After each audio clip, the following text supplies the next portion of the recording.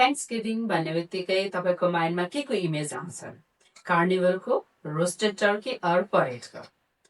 Interesting कुरा के छ भन्दाखेरि डिफ्रेन्ट कन्ट्रिजमा थ्याङ्क्सगिभिङलाई फरक फरक ढङ्गले मनाइने गरिन्छ। कुनै कन्ट्रीमा एन्सेस्टरलाई रेस्पेक्ट गरिन्छ भने, कतै फ्रिडमलाई सेलिब्रेट गरिन्छ भने, कतै चाहिँ होल कन्ट्री नै कार्निभलमा ट्रान्सफर्म हुन्छ। आजको lesson class 10 English unit 2 reading 2 मा हामी एक्सप्लोर गर्नेछौँ डिफ्रेन्ट कन्ट्रिजको different Thanksgiving festival. Thanksgiving festival in United states.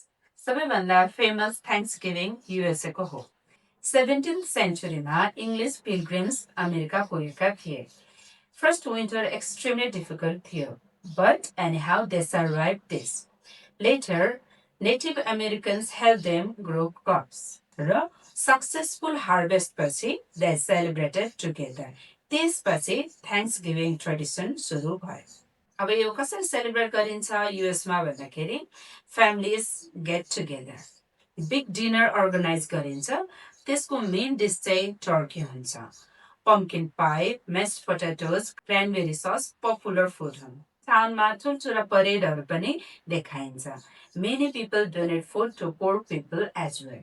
USA को थ्याङ्क्सगिभिङले मेनली केलाई सिम्बलाइज गर्छ भन्दाखेरि gratitude, family reunion, harvest celebration and sharing.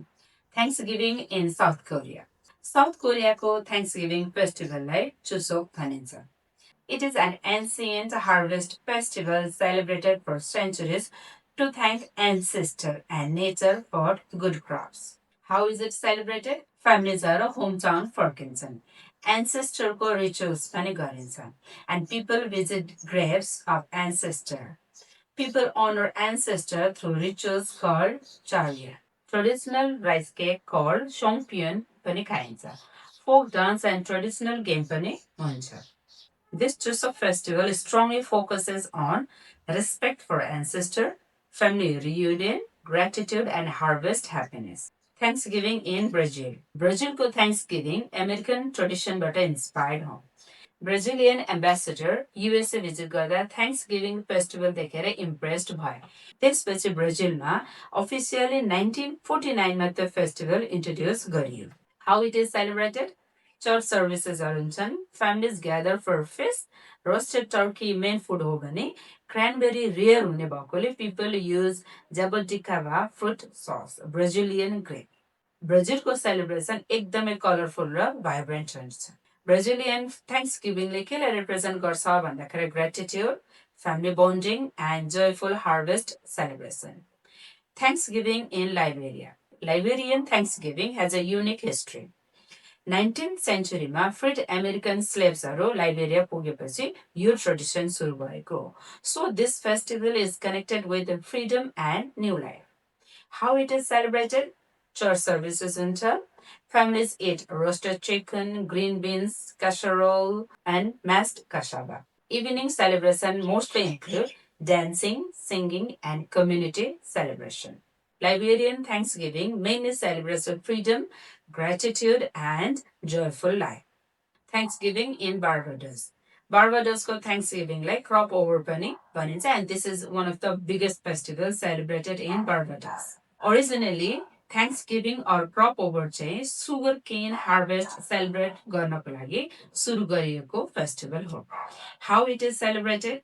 It lasts for 12 weeks, May to August. The final grand celebration is called Grand Codument.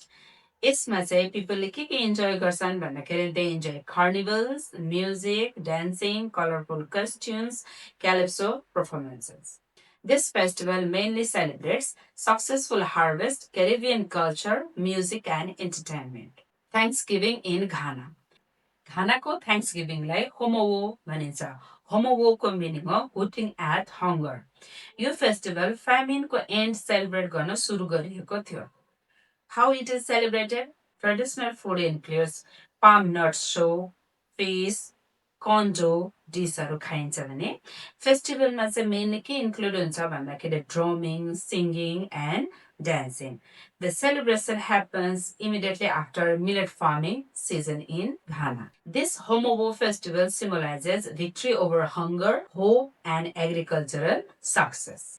Thanksgiving in Iran. इरानको थ्याङ्क्सगिभिङलाई मेरगन भनिन्छ। Mergon is one of the oldest festivals in Iran. यो ancient Persian festival हो, and this is celebrated for successful harvest and goddess Mer. How it is celebrated? People wear new clothes, home decorated with marjoram flowers, sarbat drinks served हुन्छ भने आँखाको वरिपरि कोल or गाजर लगाइन्छ for good luck. Mehergan symbolizes prosperity, blessings, happiness, and ancient tradition.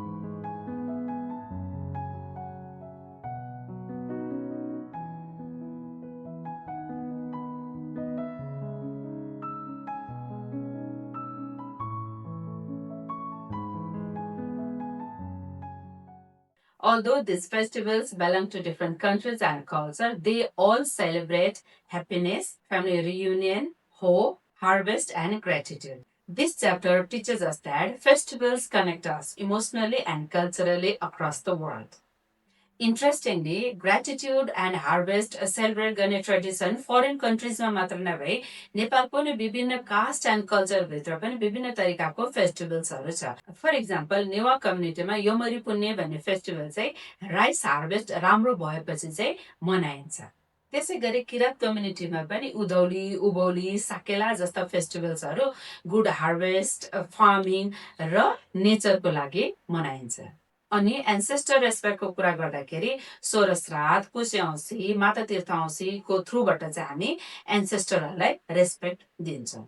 So, whether it is Thanksgiving in USA, Chuseok in Korea, and Sakela and Yomaripune in Nepal, the core emotions remains the same: gratitude, togetherness, culture, and hope.